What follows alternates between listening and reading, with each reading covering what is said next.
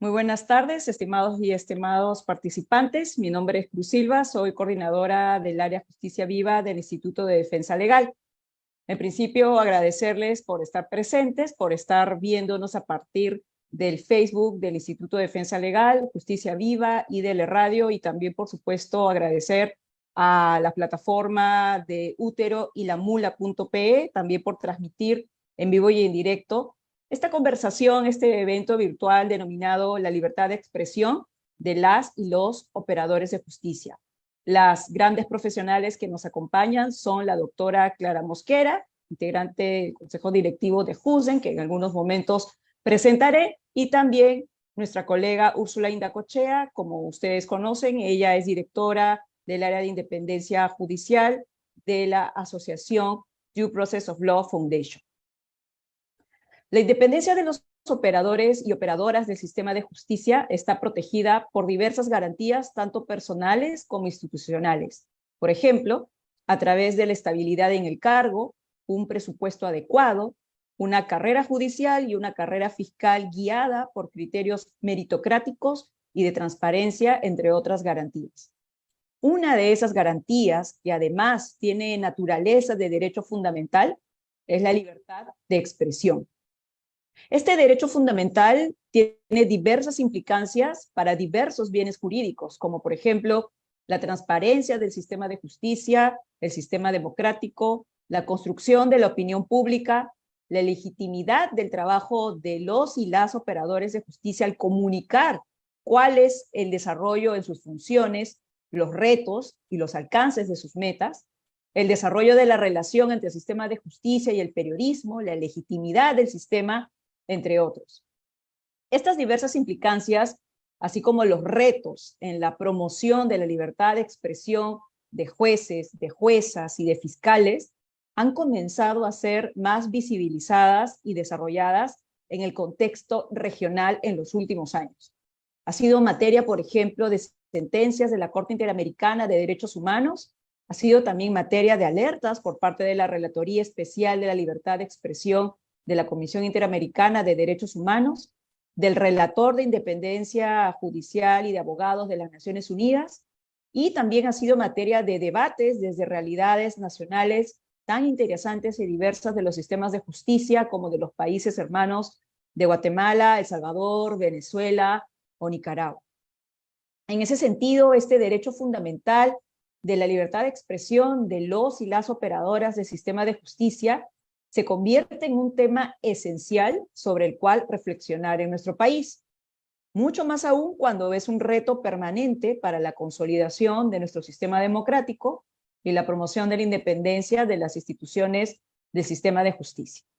Teniendo en cuenta la necesidad de este debate, la necesidad de plantear puntos de reflexión sobre la mesa y comenzar a reflexionar sobre ellos, es que vamos a comenzar este espacio y, por supuesto, voy a explicar un poco la dinámica. Tenemos 3 preguntas motivadoras. Cada una de ellas tiene un plazo de conversación entre aproximadamente 25 minutos o hasta máximo 30 minutos. Y en cada bloque de cada pregunta motivadora, nuestras ponentes van a tener entre 10 y 12 minutos para su intervención. A continuación, voy a presentar a nuestras panelistas invitadas. Nuestra primera panelista es la doctora Clara Mosquera. La doctora Mosquera es jueza titular de la Corte Superior de Justicia de Puente Piedra, en Ventanilla, es magíster en filosofía y tiene estudios concluidos de maestría en Derecho, además penal, y de doctorado en Derecho y doctorado en filosofía. Tiene además estudios de maestría en política jurisdiccional en la Pontificia Universidad Católica del Perú. Es autora de un libro muy interesante que se titula Ser juez en el Perú y también de artículos diversos sobre la administración de justicia. Y sobre todo, es actual integrante del comité directivo de la Asociación de Jueces para la Justicia y la Democracia, JUSDEN, que como todos y todas nosotras sabemos, es una asociación de jueces y juezas histórica en nuestro país. También vamos a contar con la doctora Úrsula Indacochea. Ella es, como lo había mencionado, integrante de Due Process of Law Foundation, DPLF, Ella es abogada peruana, es experta en temas de independencia judicial, a cargo del monitoreo y el diagnóstico técnico de los procesos de selección de funcionarios de la alta magistratura en los países de la región, sobre la base de los estándares internacionales y las buenas prácticas existentes sobre este tema, así como también de la planificación de proyectos e investigación aplicada de los principales retos y desafíos que enfrenta la independencia judicial y la independencia fiscal en América Latina. A continuación vamos a iniciar nuestro primer bloque y está relacionada en esta primera pregunta motivadora. ¿Cuál es la importancia que tiene el derecho a la libertad de expresión en general y el derecho a la libertad de expresión de las y los operadores de justicia en particular? Vamos a comenzar con la participación por alrededor de 10 minutos de la doctora Clara Mosquera, no sin antes agradecerle por su participación en este espacio. Muchas gracias, doctora. Adelante, por favor. Buenas noches, Cruz. Buenas noches con todos y todas. Reciban un cordial saludo de la Asociación de Jueces para la Justicia y la Democracia, JUSDEM, quienes agradecen la gentil invitación para este interesante conversatorio. Cuando hablamos nosotros de la libertad de expresión, estamos hablando de un derecho fundamental que en el caso de los jueces tiene ciertos matices. Matices debido al cargo que se ostentan, somos funcionarios públicos, y a las restricciones que tenemos por la responsabilidad que asumimos al tener el cargo. Me explico. Nosotros si vamos a la ley orgánica del Poder Judicial, nosotros vamos a verificar en el artículo 184, inciso 6, que tenemos un deber como jueces y juezas, el deber de guardar absoluta reserva sobre los asuntos en los que intervenimos. No podemos pronunciarnos por los procesos que conocemos, ¿no? Si bien cualquier otro ciudadano puede y tiene derecho a la crítica a una resolución judicial, nosotros, si conocemos un determinado caso, no podemos mencionar las partes, no podemos mencionar los hechos, porque ese es un tema muy reservado, porque se puede dudar de la imparcialidad del juez o de la jueza, porque es un caso del conocimiento y se nos puede o podemos adelantar una opinión, lo cual va a ser perjudicial para nuestro proceso. Entonces, esas son las limitaciones que tenemos nosotros, las que conocemos, sabemos, tenemos y de las que nosotros nos cuidamos. Hay un antecedente de hace ya varios años con un juez de Lima que en una entrevista radial opinó sobre un caso que conocía, fue sancionado. Este caso llegó al Tribunal Constitucional, que declaró infundada la acción interpuesta por este colega, porque el Tribunal Constitucional consideró que es imprescindible respetar el inciso 6 del artículo 184 de la Ley Orgánica del Poder Judicial, la absoluta reserva, ¿no? Esa fue una acción de amparo, el 2465-2004 del TC. Pero eso no significa que los jueces debamos siempre guardar reserva. Si no se trata de ese caso, nosotros tenemos más que el derecho, la obligación de hacer escuchar nuestra voz. Ya lo ha dicho, ya hay documentado el relator sobre la libertad de expresión, también lo ha señalado, en la OEA, se ha señalado ello, que nosotros a través de informes, recomendaciones que nosotros podemos hacer uso de nuestra libertad de expresión, manifestarnos, cuando veamos que la independencia judicial está siendo afectada, cuando veamos una afectación a los derechos humanos.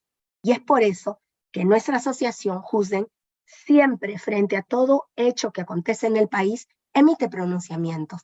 A través de nuestras redes sociales, nosotros nos pronunciamos cuando consideramos que hay una situación donde se está afectando la independencia judicial, cuando se está afectando el equilibrio de poderes, cuando se está afectando el Estado de Derecho, cuando se están vulnerando derechos humanos.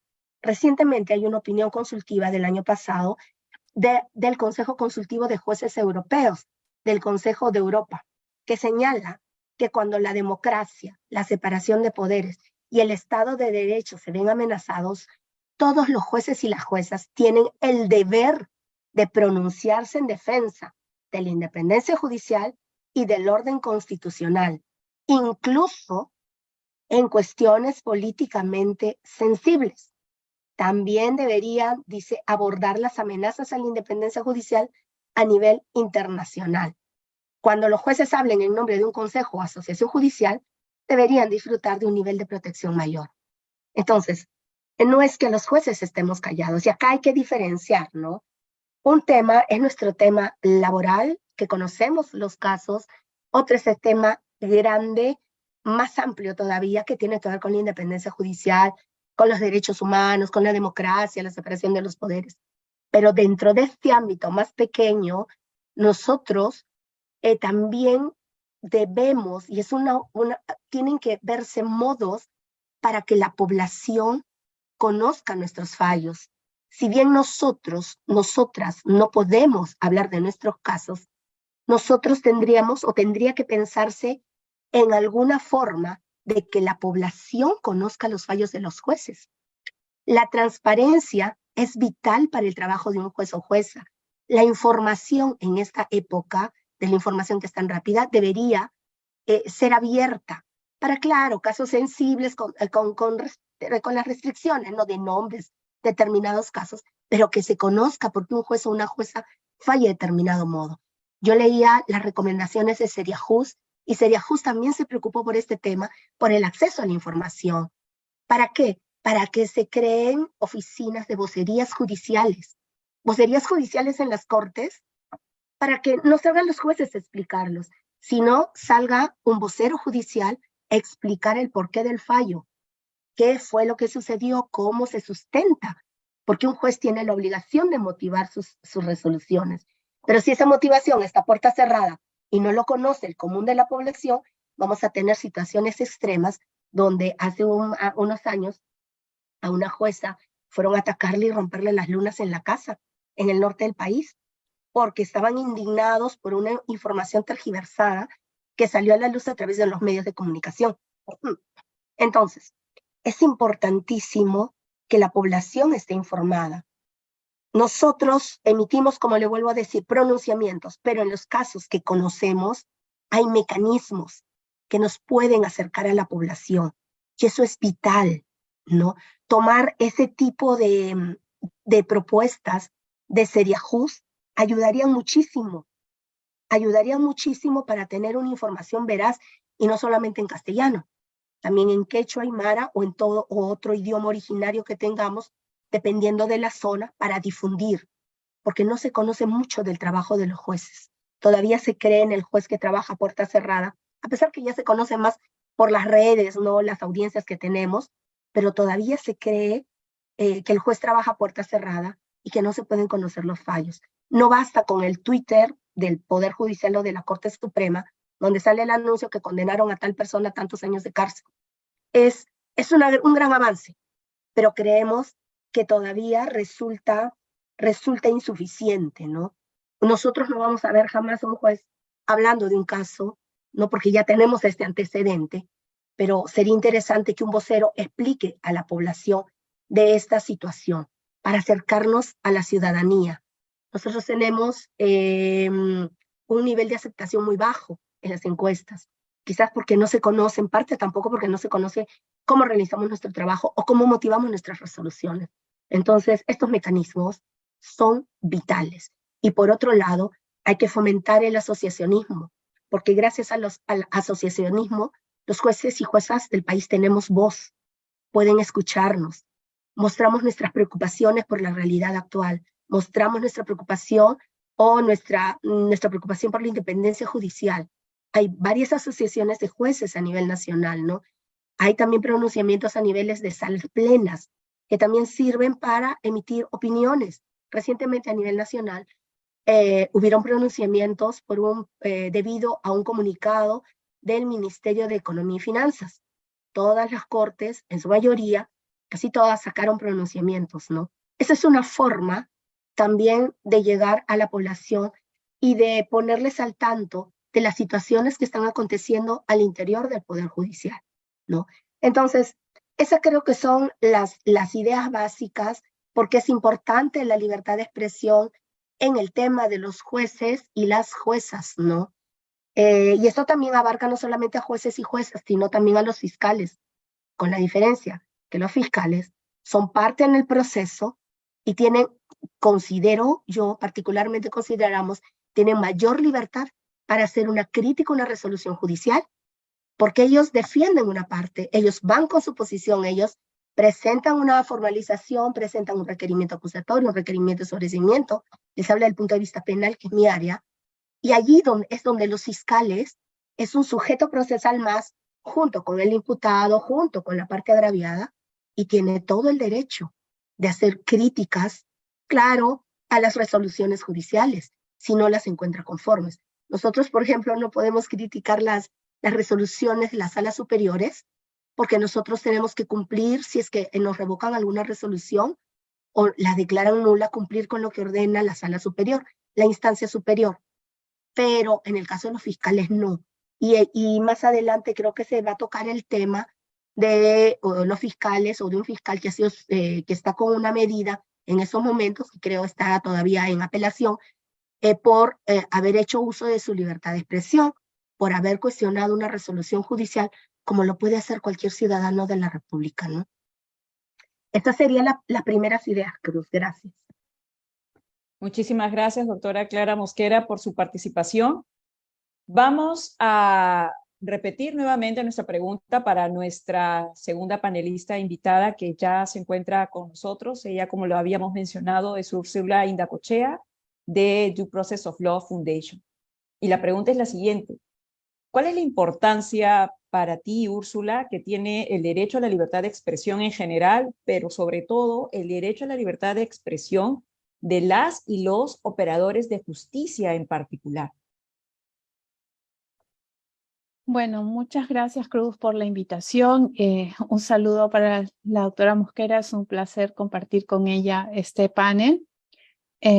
Bueno, quizá para responder tu pregunta, hay que mirar un poco, dar un paso un poquito más atrás y no pensar en la libertad de expresión necesariamente en su dimensión individual, sino más en su dimensión quizás institucional, ¿no? Y el rol que los operadores de justicia cumplen en una sociedad democrática. Entonces, bueno, cuando pensamos, ¿no?, en democracia, pensamos solamente en elecciones periódicas, digamos, en alternancia del poder, en representatividad, pero, digamos, un concepto de democracia que no es simplemente plebiscitaria, es un concepto de democracia en la cual los ciudadanos se asumen como sujetos de derechos y participan de lo público de manera constante, digamos, y no solamente cada 5 años, y no solamente respecto de la delegación de ciertas funciones en ciertos sujetos elegidos por voto popular, sino que van alimentando y interactuando con las diversas instituciones del Estado, ¿no? Y una de esas instituciones es el sector justicia, ¿no? Y el sector justicia entendido un poco de manera amplia, no solo el Poder Judicial, sino también las fiscalías, los consejos judiciales y todas las instituciones que tienen que ver con la justicia, incluyendo incluso los ombudsperson o defensorías del pueblo, como se les quiera llamar. Entonces, bueno, ¿cuál es la importancia de la libertad de expresión en ese contexto? Sucede que uno de los pilares, digamos, del sistema democrático es la separación de poderes. Y dentro de digamos, la tradición que inspira un poco nuestras democracias modernas, uno de los grandes aportes del constitucionalismo norteamericano es esa idea de pesos y contrapesos, de checks and balances. Para que esos pesos y contrapesos sean efectivos y no sean usados de manera autoritaria, para que la justicia no sea manipulada, digamos, para reelegirse, mantenerse en el poder, eliminar y perseguir a los opositores políticos o a los críticos, las instituciones de justicia tienen que ser no solo independientes, sino también deben ser accountable, o sea, responsables, rendir cuentas a la ciudadanía. Entonces, un poco la percepción de los ciudadanos respecto de la justicia y de si es eficiente o no es eficiente, si está haciendo bien su trabajo o no, está modelada por lo que dicen los medios de comunicación, por lo que se maneja en el debate público. Y entonces, en el debate público, cuando se habla por la justicia, se habla sobre la justicia, pues quienes suelen hablar en ese debate, ¿quiénes son? Los actores políticos que la critican, ¿no? Los actores sociales que también la critican, la sociedad civil, pero no estamos muy acostumbrados a que los mismos actores, los mismos operadores de justicia participen en ese debate público sobre la justicia. Y eso es fundamental porque ellos pueden explicar de manera más clara a los ciudadanos y ciudadanas qué es lo que hacen, por qué lo hacen, cómo funciona, qué pueden esperar de ellos, ¿no? Para ponerles un ejemplo que todos van a reconocer muy claramente, ¿no? Un político en un país X sale a decir que los jueces están soltando a los delincuentes que la policía captura, ¿no? Los jueces, nosotros los atrapamos y ellos los sueltan. Eso no solamente pasa en el Perú, sino en todas partes del mundo. Ya es un lugar común, como decimos, ¿no? Si los jueces no explican que ellos no pueden determinar la privación de la libertad de personas, si no existen investigaciones sólidas, si no existen buenos indicios, no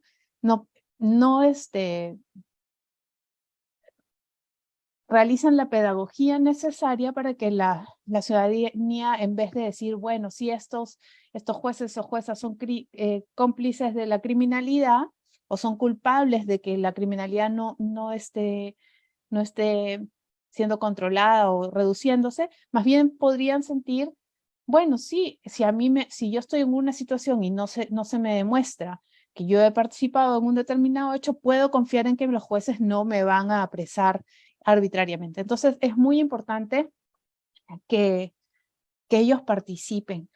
Entonces, más allá de lo individual y del derecho que ellos tienen como ciudadanos que son a expresarse, yo creo que la importancia desde una perspectiva más macro de fortalecimiento de la democracia es poder escuchar y conocer su punto de vista e incorporarlo en el debate público sobre la justicia para que los ciudadanos tengamos toda la información que necesitamos para moldearnos una opinión sobre nuestro sistema de justicia, ¿no? ¿Y esto qué evita? Evita que,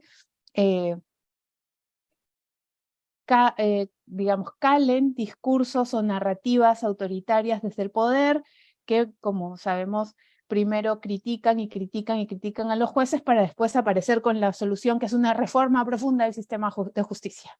Entonces, para evitar que ese tipo de soluciones populistas calen, pues los ciudadanos tienen que saber de qué va la justicia, cómo funciona, qué pueden esperar de ella, conocer si sus jueces y juezas y fiscalas, todos están actuando conforme a lo esperado o no, ¿no? Y bueno, creo que esa sería mi respuesta.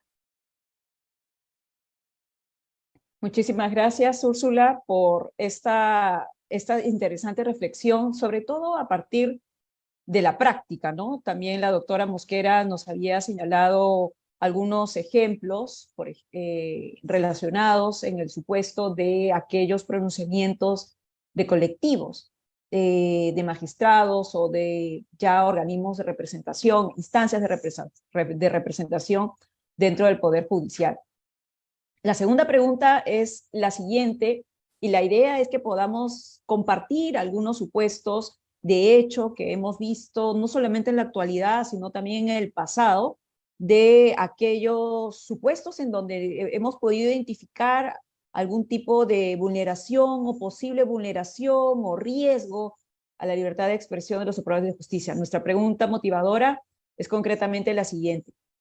¿Cuáles son los supuestos de hecho que usted, doctora Clara Mosquera, ha podido identificar, que identifica como la representación de una vulneración o una posible vulneración o riesgo para la libertad de expresión de los y las operadores de justicia. La idea con esta segunda pregunta es poder poner sobre la mesa cuáles son estos escenarios, supuestos de hecho, que pueden surgir el debate de una posible violación a este derecho fundamental, pero también derecho vía para otros bienes jurídicos importantes como la transparencia, la generación de opinión pública, entre otros, respecto de lo que pasa en el sistema de justicia.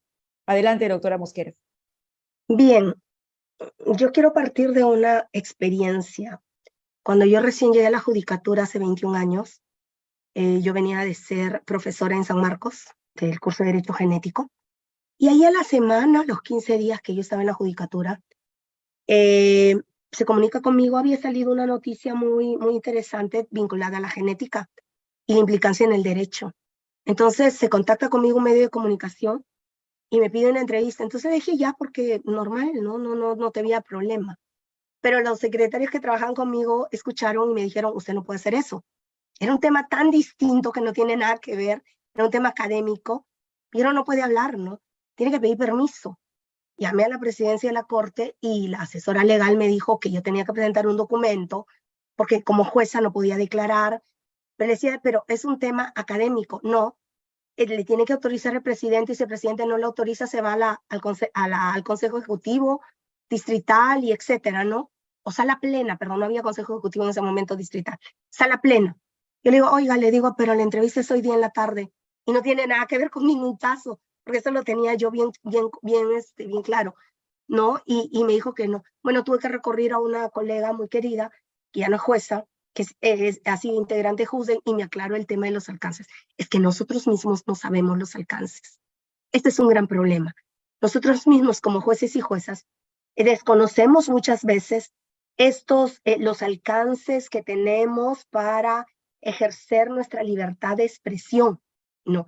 Ahora se conoce un poco más, pero igual seguimos a oscuras todavía. Una afectación, una vulneración a la libertad de expresión. Yo les comentaba hace un momento lo que conocemos hasta el momento también del caso del señor juez superior, el doctor Vela, ¿no? Que ha hecho uso de su derecho a criticar una resolución judicial. Es que las resoluciones judiciales son posibles de ser criticadas. Pueden ser cuestionadas, así como pueden ser impugnadas, pueden ser criticadas, ¿no? Pero dentro de unos alcances, pues, moderados, ¿no? Como todo ciudadano. Pero una sanción por ejercer la libertad de expresión y un derecho a la sana crítica, a la crítica, una resolución con una suspensión de 8 meses, me parece un exceso, ¿no? Ese, por ejemplo, es un caso muy delicado y que si no se repara ahora o no se soluciona el tema, va a traer consecuencias serias. ¿Por qué? Porque se va a limitar la libertad de expresión de los y las operadores de justicia, ¿no? No es posible que en un país democrático una persona por criticar una resolución judicial sea posible de ser sancionado 8 meses con una suspensión. No sé, eso es desproporcional, ¿no? Habría que ver, analizar cuál fue el grado de afectación con lo que el señor dijo, y de acuerdo a eso, si es que merecería una sanción, tendría que ser proporcional, ¿no? Y en ese caso en específico, con una grave afectación al debido proceso, porque además, por los medios de comunicación, hemos tomado conocimiento de que el fiscal superior que lo ha sancionado es un fiscal superior que conoció el caso el día anterior, o que el día anterior juramentó. Y todos y todas sabemos que un proceso no lo conocemos de un día para el otro. Peor si recién estamos llegando a asumir alguna oficina, algún juzgado, alguna dirección, tenemos que revisar los expedientes de manera minuciosa, los expedientes disciplinarios, en este caso del señor. Entonces, para mí no cabe que de un día para el otro reciba más de 8 meses de sanción, ¿no? Y que además el que lo sancione haya asumido el día anterior y ya firme. Sencillamente hay que revisarlo, hay que respetar el debido proceso, ¿no? Luego del caso del señor se conoce el caso del juez que les dijimos, que comenté al inicio, pero en este caso él había criticado abiertamente en una emisora radial una resolución de la sala superior, ¿no? Pero en un caso que él conocía, ¿no? Entonces, ahí se opera, como dijo el Tribunal Constitucional en ese momento, la reserva que debe tener todo juez o jueza de los casos que conoce. Entonces, nosotros creemos que se afecta la libertad de expresión cuando, por ejemplo, como en el caso del señor Vela, no se permite o se restringe el derecho a la crítica a las resoluciones judiciales garantizadas por la Constitución, ¿no? Ese es un punto. Otro punto que podemos ver una afectación cuando, por ejemplo, nosotros, y nos ha pasado a nivel de la asociación, emitimos algún pronunciamiento, pues salen algunas voces disconformes, no fuera a decir por qué los jueces se expresan. Los jueces no tendrían por qué expresarse. Creen que un juez vive solamente o está dentro de una oficina o un despacho con expedientes. No entienden que los jueces también tenemos participación activa en la sociedad y también tenemos este derecho de expresarnos a través de nuestros pronunciamientos, de llegar a la población con nuestros pronunciamientos, como lo hace Juzle, siempre, ¿no? Eso sería todo en este punto. Gracias, Cruz. Muchas gracias, doctora Clara Mosquera.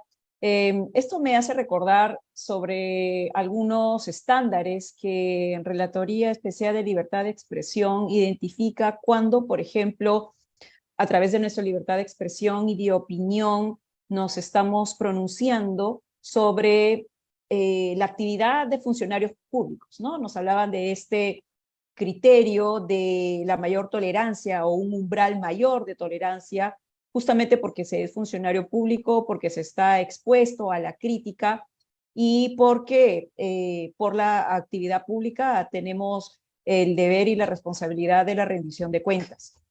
Y con eso quiero darle pase, por supuesto, a Úrsula Indacochea, nuevamente repitiendo la pregunta guía. ¿Cuáles son los supuestos de hecho que has podido identificar, Úrsula, que representan una vulneración, una posible vulneración o riesgo a la libertad de expresión de los y las operadores de justicia? Bueno, hablando de supuestos de hecho, o sea, quizá hay que partir por reconocer que, bueno, los operadores de justicia tienen la libertad de expresión como cualquier ciudadano, pero también tienen unas restricciones que todos los ciudadanos no tienen. Tienen restricciones porque son funcionarios públicos y tienen restricciones porque son una especie de funcionarios públicos que cumplen una función muy especial dentro del sistema democrático. Entonces, eso no quiere decir que cualquier limitación sea posible. Entonces hay que pensar por qué razones se limitaría la libertad de expresión de los jueces y de los fiscales. Los estándares internacionales sobre libertad de expresión permiten que existan limitaciones a este derecho, pero primero estas limitaciones deben estar establecidas en la ley de forma clara. Entonces, de mi experiencia, uno de los principales problemas y digamos, situaciones de riesgo es que muchas legislaciones que establecen, digamos, las faltas y las sanciones aplicables a los operadores de justicia no contemplan de manera clara cuáles son estos supuestos de hecho en los que el ejercicio de la libertad de expresión puede ser sancionado, ¿no? Falta, digamos, al principio de legalidad y el principio de tipicidad. Eso ya genera un riesgo de por sí porque se suelen meter este tipo de faltas o alegar este tipo de infracciones en cláusulas generales como afectar la dignidad del cargo y desmerecerlo en el concepto público. Y eso, digamos, es ya claramente una lesión, una afectación a la libertad de expresión por afectar el principio de tipicidad.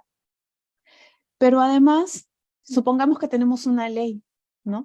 Y que la ley prohibiera de forma absoluta que los operadores de justicia se pronuncien sobre casos, suyos o de cualquiera, ¿no? El hecho de que esté en la ley no significa que la limitación sea legítima. La limitación, para ser legítima, tiene que obedecer a cierto tipo de razones, ¿no? Y no cualquier razón es válida. Entonces, los estándares internacionales establecen que la libertad de expresión de los operadores de justicia se puede limitar para preservar la imparcialidad o la autoridad del sistema de justicia, la autoridad judicial, y también para proteger los derechos de terceros, digamos, testigos, las mismas partes. Ahora, no es lo mismo hablar de la libertad de expresión de un juez, como dijo la doctora Mosquera, que hablar de la libertad de expresión de un fiscal. Porque un juez sí está sujeto a muchas más restricciones. Por supuesto, un juez no puede hablar o no debería poder hablar más que para explicar las decisiones judiciales que ha adoptado, pero sobre casos que están aún en trámite. ¿Por qué? Porque tiene que ser cuidadoso de que sus opiniones no sean consideradas como que ya existe un prejuzgamiento o un interés especial en la resolución del caso. Cosa que no existe con los fiscales, porque los fiscales, si bien tienen la obligación de ser objetivos, no son neutrales, no son actores neutrales.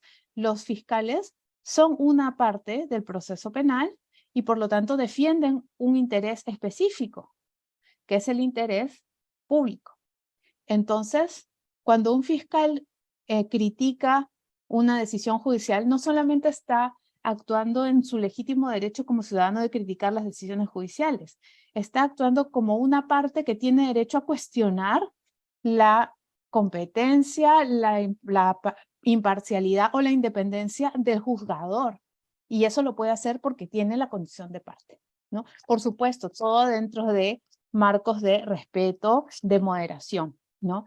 ¿Y por qué la moderación? Porque este tipo de cosas, este tipo de declaraciones no debieran entenderse como una presión para los jueces, ¿no? Entonces, es muy importante que cada caso se analice el contexto, se analice el tono, ¿no? Y los términos específicos de cada expresión y no simplemente por declarar ya se está cometiendo una infracción, ¿no? Ahora, entonces, recapitulando, falta de regulación de cuáles son los supuestos, ¿no? Y yo creo que también una ausencia de lineamientos claros de cómo interpretar estas declaraciones, de cómo analizarlas. Por ejemplo, en el caso del señor Vela, que ya se ha mencionado aquí, ¿no? Estuve leyendo la resolución el otro día y dos cosas me llamaron la atención, ¿no? Una, que se señalaba que no se debía declarar sobre un proceso penal en trámite porque la información es solamente, del proceso solamente es para las partes y no es de interés público, ¿no? Entonces, bueno, he visto en unos programas, digamos, de opinión que recién se empieza a cuestionar el tema de si existía realmente interés de la sociedad en conocer la información sobre este caso, ¿no? Y bueno, yo creo que nadie puede negar que el caso de la prisión preventiva de la señora Keiko Fujimori es probablemente el caso judicial o el acto judicial, la audiencia que más vistas ha tenido. Yo no recuerdo haber visto una audiencia transmitida durante 7 días y a todo el país pegado, incluyéndome, a la televisión. Entonces, si eso ha sido de tal interés público, que ha sido incluso transmitido por el canal judicial, el canal de televisión del Poder Judicial, ¿cómo, digamos, el cambio de esa situación, la modificación de esa situación no va a ser de interés público, ¿no?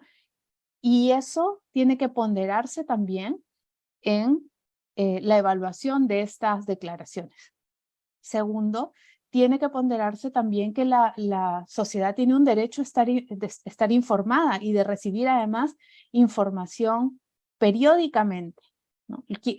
Los jueces y especialmente los fiscales que llevan casos de alto interés público, como este que mencionamos, tienen la obligación de acercarse a la prensa y rendir cuentas periódicamente con información precisa. Lo que sí no pueden hacer es especulaciones y no pueden hacer datos inexactos, dar cuenta precisamente de cómo va avanzando el caso, qué es lo que viene, cuándo viene, ¿no? Qué es lo que se puede esperar.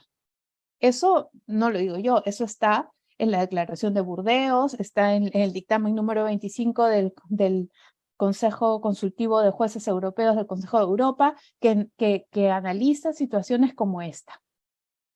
Y segundo, la idea de que los fiscales no pueden hablar sobre los casos mientras está en curso una investigación. O sea, creo que hay que hacer una diferenciación ahí, ¿no? La razón por la que los jueces no pueden hablar sobre sus investigaciones es porque no pueden revelar sus estrategias, básicamente porque hay que proteger la eficacia de esa investigación, la integridad de esa investigación. Pero, digamos, más avanzado el caso, cuando ya por decirlo así, las cartas están sobre la mesa, entonces más bien esa reserva ya no existe y entra, digamos, a aplicarse estas reglas que te estoy mencionando en que los fiscales deben ir informando a la población sobre lo que va pasando. Pero finalmente también quisiera mencionar un tema que se trata muy poco, pero que también es importante, que es el uso de las redes sociales por los operadores de justicia. Porque es algo que se ha discutido mucho últimamente, digamos, en los foros que trabajan los temas de justicia, sobre si los jueces o los fiscales pueden tener perfiles de redes sociales públicos, si se deben identificar como jueces y fiscales, digamos. La doctora Mosquera puede tener un Twitter y tiene que identificarse que es jueza o puede simplemente ponerse una identidad cualquiera, ¿no? Y qué cosa se puede decir y qué cosa no se puede decir en esos espacios. Existen algunos lineamientos, recomendaciones ya también en algunos documentos de soft law, pero de manera resumida lo que yo les diría es que lo que se puede hacer y lo que no se puede hacer fuera de las redes sociales es lo mismo que no se puede hacer y se puede hacer dentro de ellas. Es decir, si un juez no puede, digamos, expresar parcialidad o recibir dádivas o intercambiar cierto tipo de mensajes por fuera, tampoco lo puede hacer por dentro. Y eso es una cuestión que, por supuesto, debiera estar reglamentada con detalle, aunque sea en los códigos de ética, pero que todavía es un desafío, ¿no? Y me imagino que en el Perú todavía esos temas no se han tocado. No lo puedo asegurar, pero creo que a nivel institucional, y ahí seguramente la doctora Mosquera sabrá más que yo, si estos temas se han abordado o no institucionalmente, pero creo que es importante hacerlo. Si no lo hacemos, vamos a terminar con más sanciones absurdas como la del doctor Vela.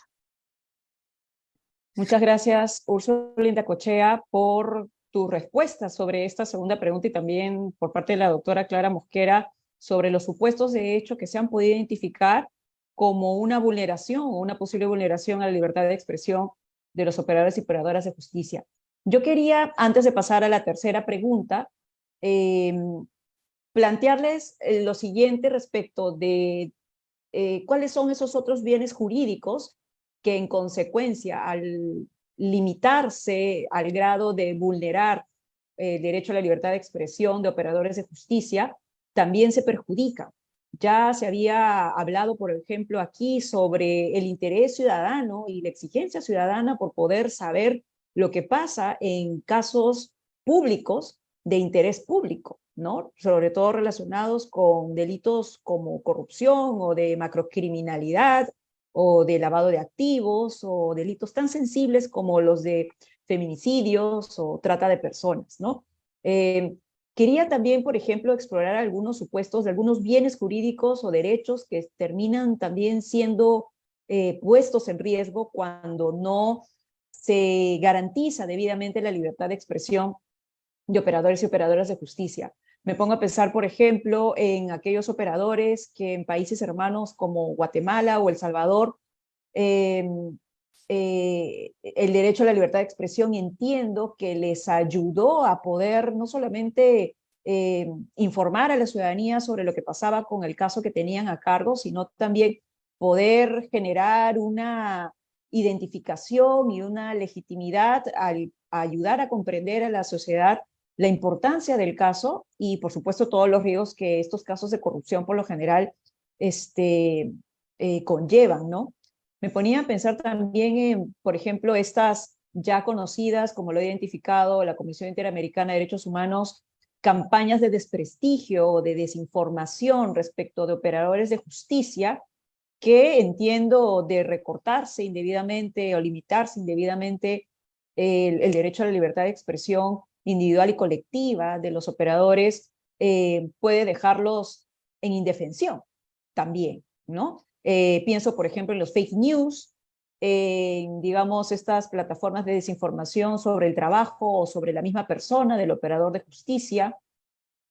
Y también me ponía a pensar en, por ejemplo, si es que la forma como una institución de justicia, sea el Poder Judicial, la Junta Nacional de Justicia, el Ministerio Público, o sea, las autoridades nacionales de control actuales, por ejemplo, en nuestro país, si estas instituciones generan procedimientos administrativos para dar a conocer la información y las posturas institucionales, pudieran también generar en algunos supuestos estos procedimientos administrativos, por ejemplo, solicitar dar una entrevista o solicitar responder al requerimiento de un periodista, o solicitar dar un comunicado institucional, etcétera.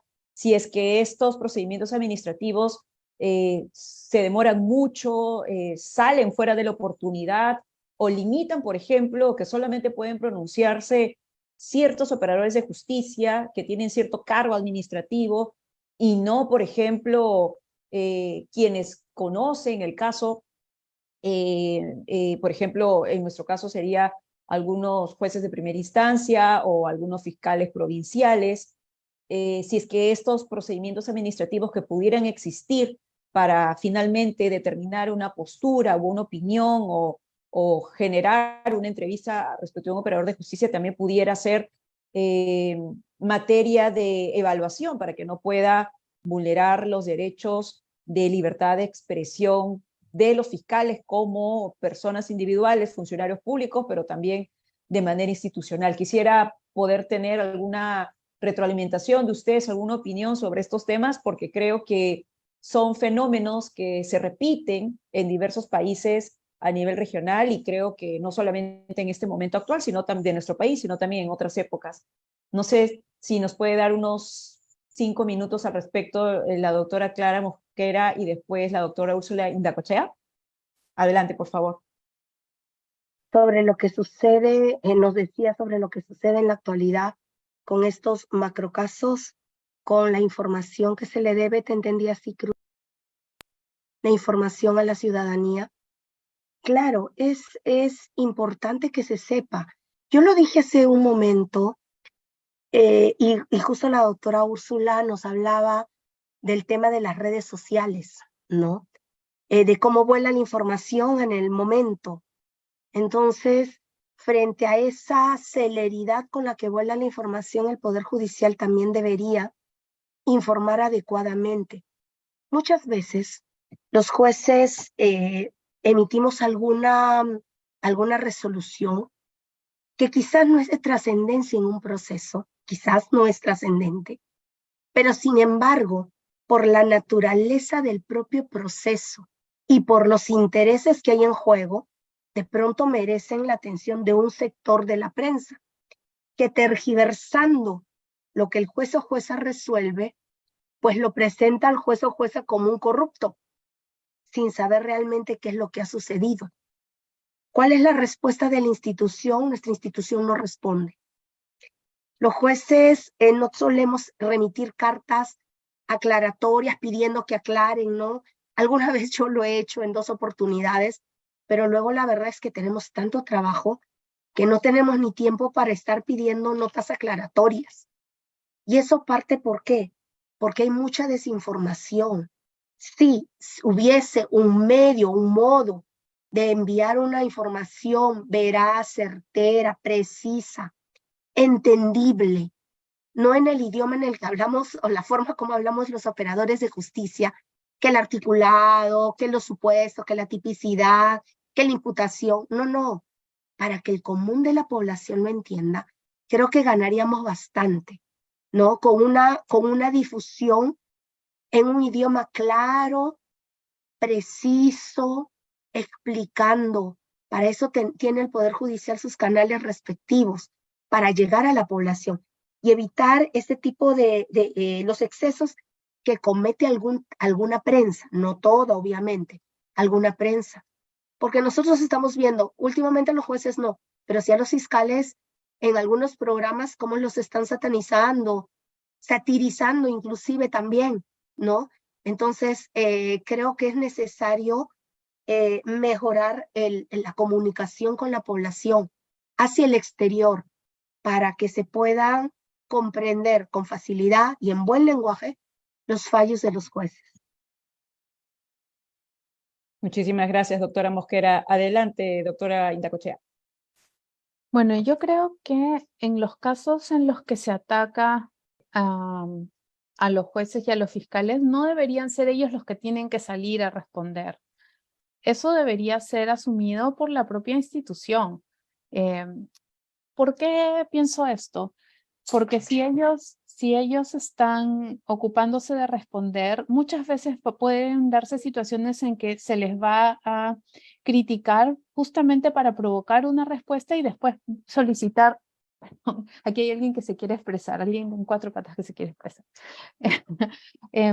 Para después poder recusarlo por decir que existe una animadversión o un conflicto de interés. Entonces, una buena práctica es precisamente que salga a defender a esa persona una instancia institucional, ¿no? Yo he revisado, me he dado el trabajo de revisar varias legislaciones de varios países y las Cortes Supremas suelen tener esa competencia, ¿no? La de realizar la defensa de la independencia judicial o defender la independencia de la institución.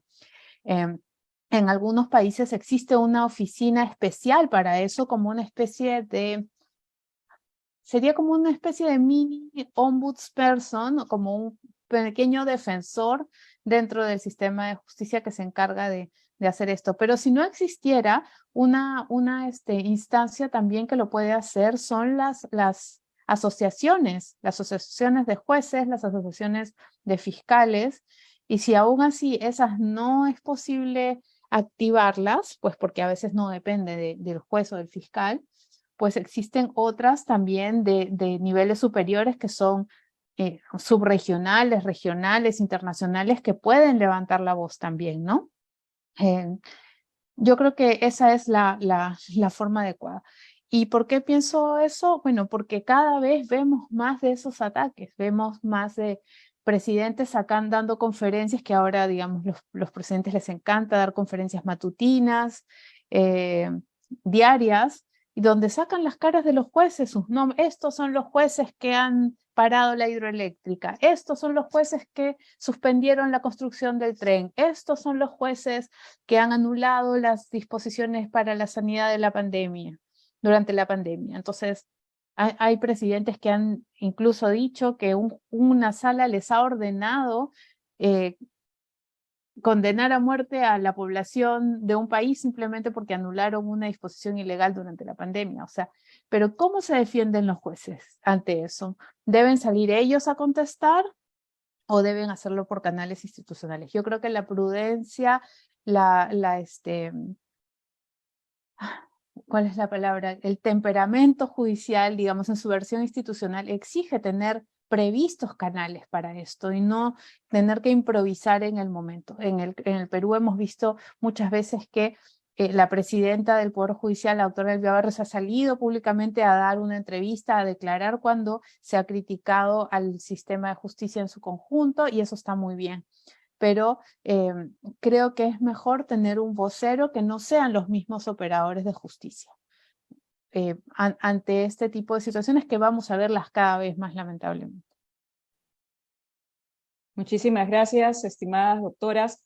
Es bien interesante lo que han referido porque abre todo un abanico de necesidades, ¿cierto? Y de posibilidades y de formas para pensar cómo promover, teniendo como objetivo final la independencia del sistema de justicia, el respeto de lo que tienen que decir los operadores y a través de qué mecanismos, de qué plataformas, de qué instancias del sistema. Y entiendo también, por ejemplo, que teniendo la claridad de esta necesidad, no solamente por lo que venimos conversando aquí, también podemos posteriormente avanzar hacia pasos que hablen sobre los deberes y las responsabilidades de no generar estas defensas de la independencia del sistema de justicia, violentando o no permitiendo ser, fluir, concretarse la libertad de información, de expresión de los operadores de justicia, ¿no? Entonces es bastante interesante porque por lo general este debate se cierra cuando, lo que mencionaba la doctora, por ejemplo, Indacochea al inicio, uno pega a la literalidad de normatividad que indica que, por ejemplo, el deber de reserva está para toda la investigación, sin definir cuál instancia de la investigación o qué tipo de información sobre la investigación, dejando de lado otros derechos fundamentales como la transparencia, rendición de cuentas, etcétera, ¿no? Incluso particularmente existe normatividad donde se indica que puede ser una violación al deber de operadores de justicia hablar sobre los casos que están en curso, ¿no? Si es que comenzamos apegándonos a esa literalidad, cortamos todo este debate necesario de defensa y promoción de la libertad de expresión y sobre lo que tiene que decir institucionalmente los operadores del sistema. Particularmente creo que es bastante interesante los puntos que las dos doctoras han tocado, sobre todo porque además transparentar la información de lo que ocurre en los casos que son de interés público y de alto interés público, y no solamente de estos casos, sino también sobre cómo van los recursos humanos, los recursos materiales, cuáles son las tensiones interinstitucionales o retos interinstitucionales para, por ejemplo, proveer a las diversas instancias del sistema de justicia de los presupuestos que requieren para que funcionen debidamente. Conocer toda esa información tan importante puede no solamente ayudar a promover el derecho de acceso a la justicia de la población, sino también a desestigmatizar al operador de justicia y a las instancias de justicia, ¿no? Poder comprender los retos, las dificultades, sus carencias, para poder empatizar y poder comprometerse con un sistema que finalmente es el que va a generar el sostenimiento de un sistema democrático y de una posible convivencia en paz, ¿no? Dicho esto, quiero pasar a la tercera pregunta motivadora. Creo que ya se han avanzado en algunos modelos, ejemplos, pero en todo caso, quisiera que pudiéramos también sumar a nuestra reflexión como cuáles son los pasos imprescindibles y acciones interesantes a seguir manteniendo o a generar en el país para que la promoción de la libertad de expresión de operadores y justicia sea una realidad y sobre todo lo que tiene que decir institucionalmente el sistema cuando de por medio está la investigación y el juzgamiento de casos de alto interés público, ¿no? Yo, dicho sea de paso, quiero hacer una mención especial muy interesante de los pronunciamientos que la Asociación de Jueces para la Libertad y la Democracia, JUSDEM, por la Justicia y la Democracia, JUSDEM, ha ido publicando en su Facebook respecto de aspectos estructurales para el país, ¿no? Desde selección de altos funcionarios del sistema de justicia como el Tribunal Constitucional hasta lo que identifica como serios problemas para la independencia de poderes, la separación de poderes y el mismo sistema democrático, ¿no? De repente podemos comenzar en esta parte con nuevamente la doctora Clara Mosquera y posteriormente con la doctora Úrsula Indacochea. Adelante, por favor. Bien, con la tercera pregunta, ¿no? Las propuestas, las acciones, las vías para promover la libertad de expresión. La libertad de expresión no solamente tiene de los jueces o juezas, no solamente está referido a hablar, que es lo que se entiende más por libertad de expresión, sino todo signo de expresión, ¿no? Por ejemplo, una marcha, de repente un reclamo justo, o sea, a través de otros medios que no es necesariamente la voz. Claro, pero creo yo particularmente que no sé cómo vería la población. Si nos vamos a un extremo, cuando hablaba la doctora Úrsula, yo recordaba y decía, me imagino cuando hablaba de las jueces que tienen redes o tenemos redes sociales, ¿cómo estamos?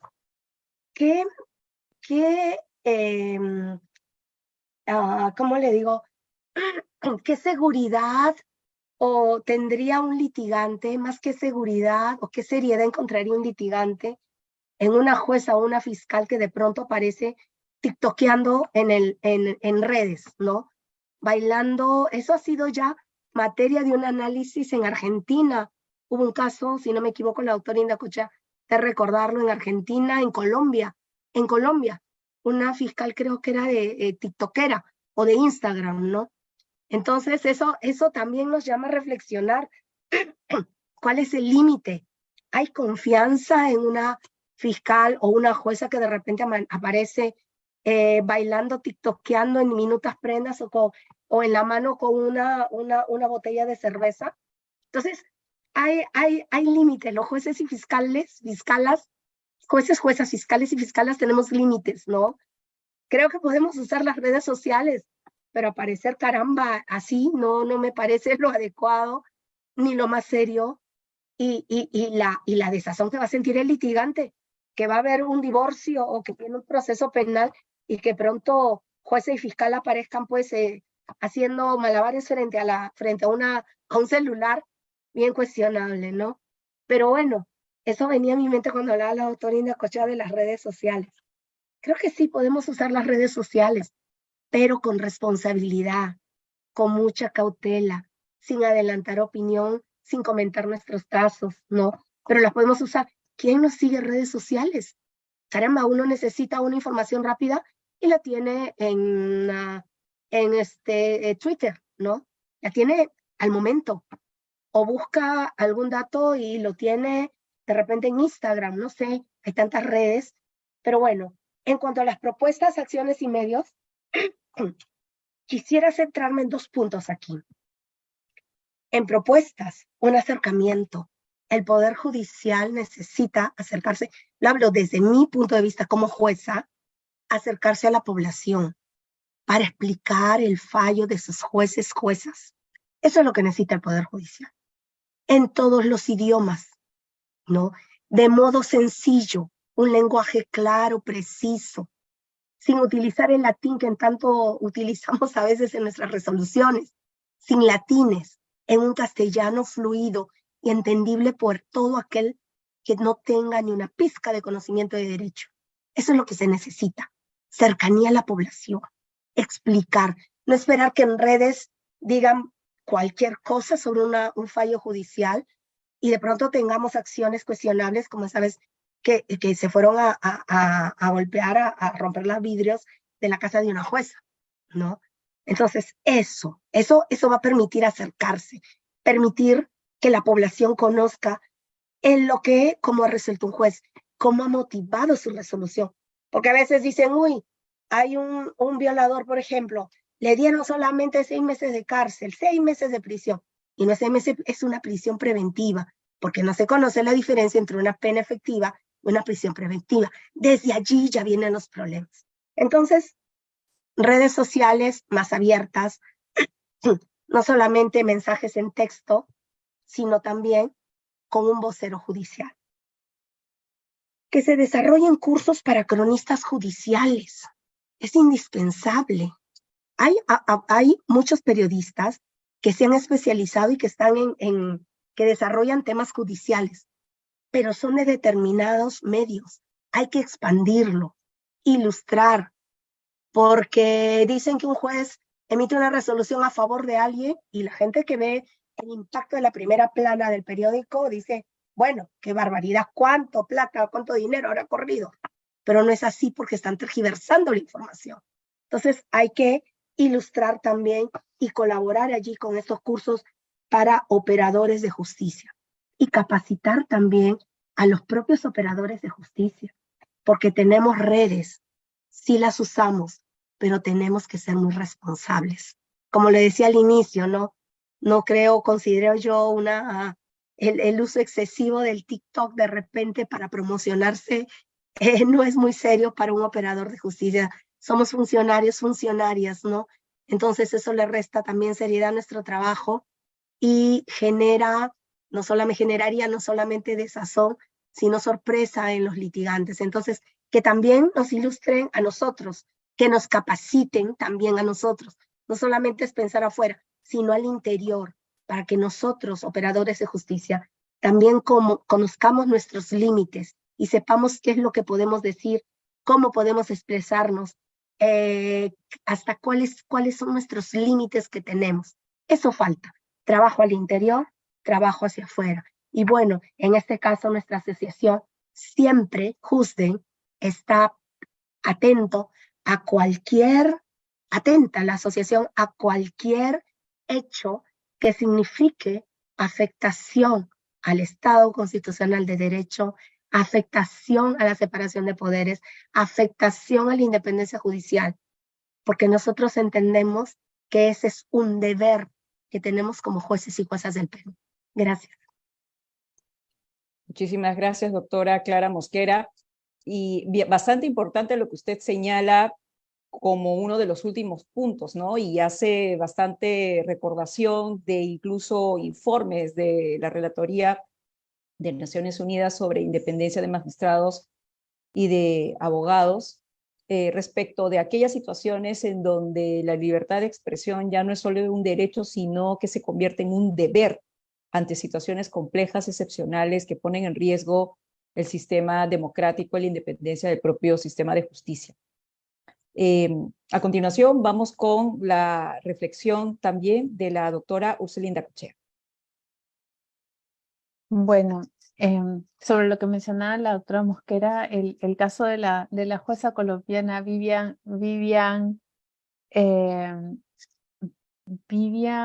ay, ¿cómo se apellidaba? Polanía, Vivian Polanía. Ella es una jueza que tenía un Instagram donde ella ponía sus videos haciendo ejercicio, ¿no? Levantando sus pesas, le gustaba levantar pesas, y bueno, hubo todo un debate en Colombia sobre si eso era o no era posible y si una jueza podía hacerlo o no, ¿no? Y al final ella obtuvo el respaldo del Consejo de la Judicatura. También la sancionaron, pero por otras cosas, porque dejó su cámara prendida cuando se puso a fumar en su cama, en una audiencia.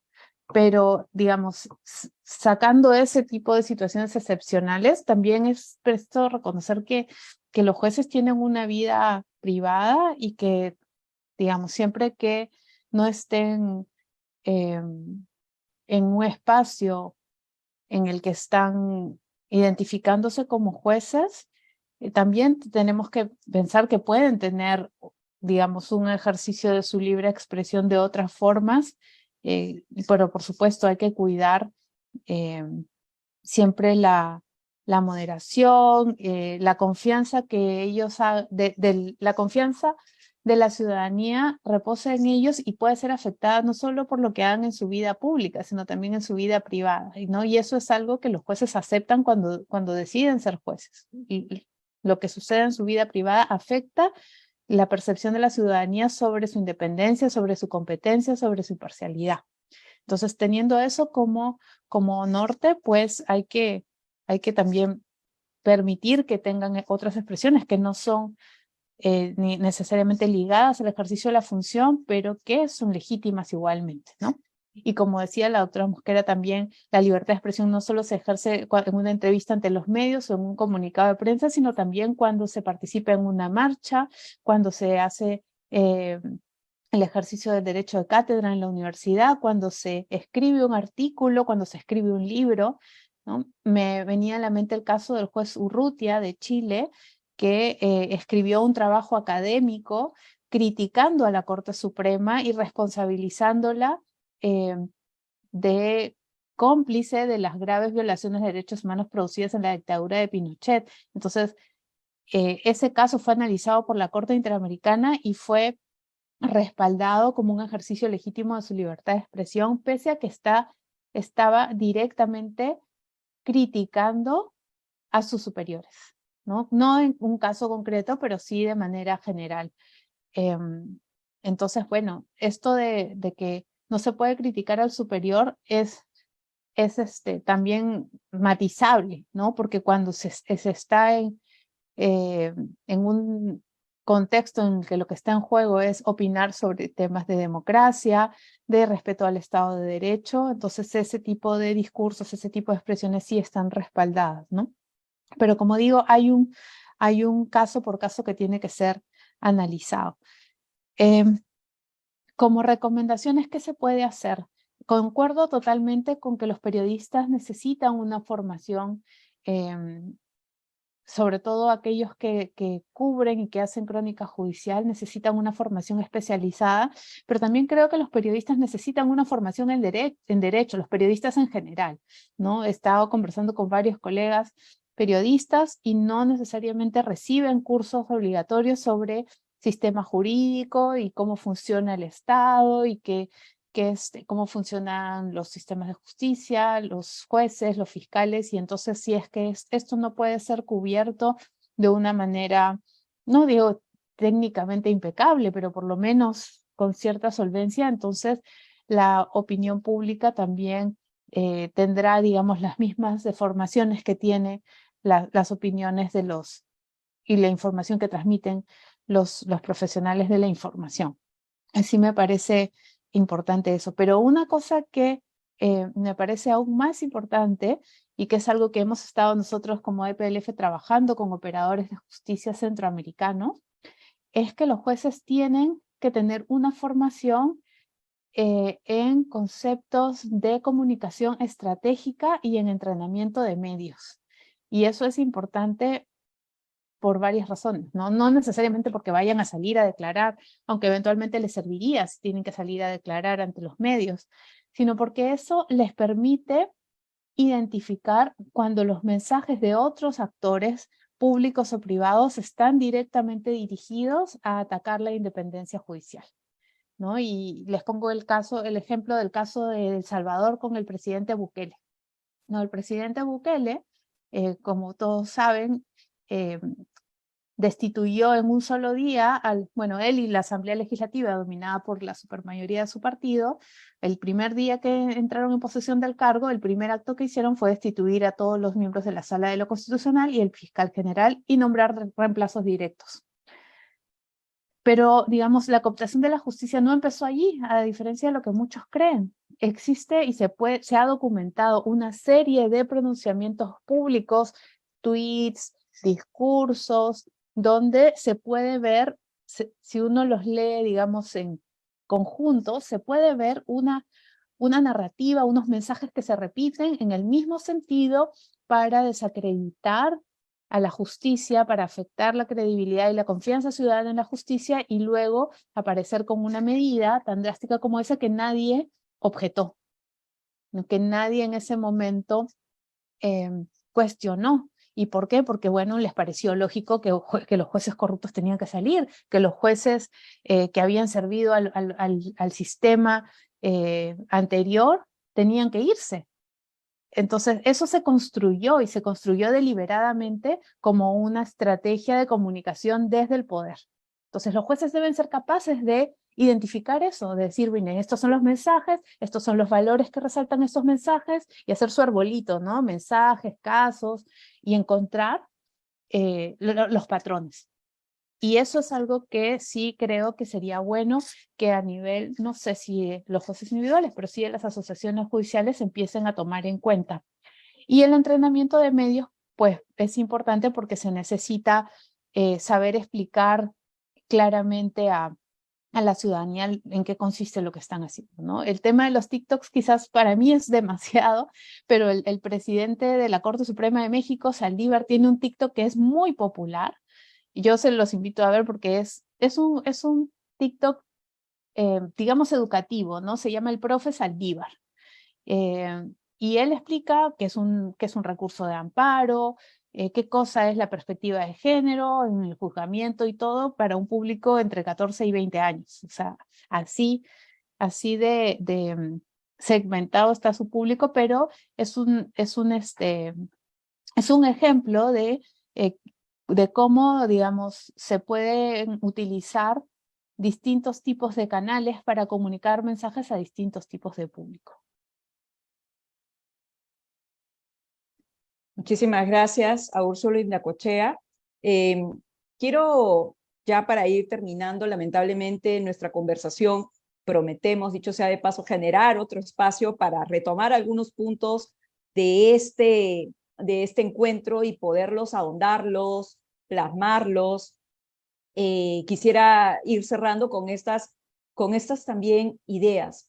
Respecto de, por ejemplo, las formas en que se ha hecho visible, concreta, la libertad de expresión de operadores de justicia. Por ejemplo, yo recuerdo particularmente mucho aquella velatón que a finales del año 2017 el Ministerio Público llevó a cabo en defensa de su institucionalidad y su independencia cuando el entonces fiscal de la Nación estaba siendo procesado sin el respeto al debido proceso en el Congreso de la República, ¿no? Entonces, traer a recordación esas manifestaciones, y también es interesante poder evaluar cuáles fueron las condiciones y los escenarios que hicieron posible este tipo de manifestaciones de libertad de expresión de los operadores de justicia. Otro planteamiento que me parece bastante interesante es sobre los retos que en diverso nivel los operadores de justicia, a nivel individual o colectivo, organizacional o institucional, tienen por delante cuando quieren ejercer ese derecho a la libertad de expresión por las diversas implicancias que aquí hemos señalado. Representan algunos retos, por ejemplo, posteriores, que pongan en cuestionamiento la estabilidad laboral de los fiscales o las encargaturas provisionales que se les han encomendado. Esto llama a la reflexión a todo el escenario de retos relacionados con presupuestos, con garantías a la carrera fiscal y judicial, y creo que también llama a colación un poco a evaluar esta cultura histórica que ha solido existir, que suele existir en las instituciones del sistema de justicia altamente jerarquizadas, donde se confunde las jerarquías con la falta de autocrítica, de críticas constructivas o el debate, ¿no? Entre pares. Eso creo que también resulta algo interesante a traer a colación sobre las implicancias y los escenarios que son propicios y que ayudan a garantizar muchísimo más la libertad de expresión de operadores de justicia. No sin antes, por supuesto, olvidar que existen recursos a nivel nacional, internacional, supranacional, para defender este tipo de derechos fundamentales, ¿no? El mismo aparato del sistema de justicia con las diversas acciones jurídicas que se pueden promover tratándose de un derecho fundamental como la libertad de expresión.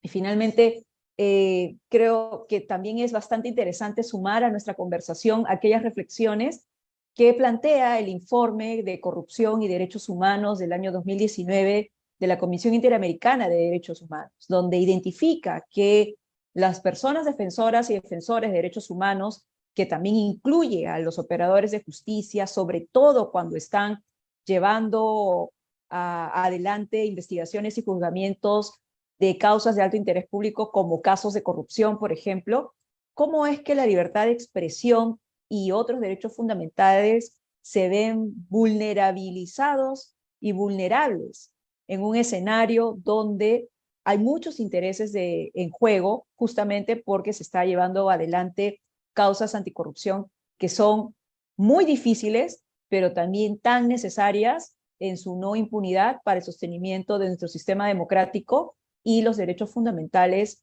de toda la sociedad, ¿no?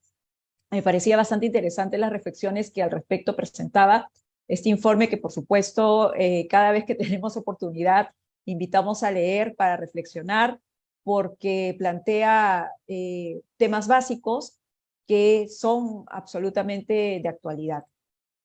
Dicho eso, yo quiero agradecer, no sin antes darle un par de minutos a las doctoras Clara Mosquera y Úrsula Indacochea para que cierren su participación, y por supuesto no sin antes agradecerles por su presencia y por sus importantes reflexiones en esta conversación. Adelante, doctora Clara Mosquera. Muchas gracias, Cruz. Hay muchos temas por tratar dentro de la administración de justicia. Los jueces siempre estamos atentos, no solamente a través de JUSDE, sino también a través de nuestras cortes superiores, a través de las juntas de jueces, donde expresamos nuestras preocupaciones por otros temas también que son de interés.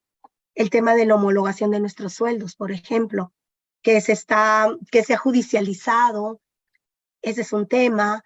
Hay preocupaciones también de nosotros por el teletrabajo para jueces y juezas, ¿no? En fin, son múltiples temas que merecen ser abordados, ¿no? Desde una óptica equitativa para jueces y juezas, ¿no? No es posible que en una democracia un juez tenga que recurrir al Poder Judicial para que se le reconozca una homologación de sus saberes o para exigir que se cumplan los alcances de la sentencia del caso Cuyalabi versus Perú sobre la ratificación judicial, que es un tema que también nos preocupa a los jueces y juezas y sobre los cuales también nos hemos pronunciado, ¿no? Entonces, hay una amplitud de temas que merecen ser tratados así en conversaciones de este tipo, en mesas de trabajo, conversación como la que hemos tenido el día de hoy. Y volviendo al tema por el cual ustedes nos convocaban, en el tema de la libertad de expresión, interesante lo que decía la doctora Úrsula respecto al juez de México que tiene un TikTok para difundir cuestiones de derecho. Ese es un modo útil, ¿no? Una forma interesante de utilizar redes para llegar a la población. Eso se puede hacer, eso se puede trabajar, desarrollar y podemos imitar. Estos temas, estas cuestiones se pueden imitar, ¿no? No, como les decía al inicio, no una fiscala o una jueza tiktokera, no. No, yo creo que el tema es para aprovechar estos recursos y acercarnos a la población. Necesitamos con urgencia hacer eso. Muchas gracias por la invitación, Cruz. Muchísimas gracias a usted por la participación, estimada doctora Clara Mosquera, integrante del Consejo Directivo de JUSDEM. Adelante, Úrsula Indacochea, por favor. Gracias. Bueno, además de agradecer la invitación, y quiero invitarlos a seguir tomando, digamos, estos temas como parte central de la discusión y de también presentar la información sobre los casos que se vayan presentando y los problemas que se vayan presentando en los distintos organismos internacionales de protección de derechos humanos, porque de esa forma los estándares que ya se han ido construyendo se pueden ir afinando un poco, ¿no? Y adaptando para responder a los desafíos que se van presentando en nuestros países. Perdón, un segundo.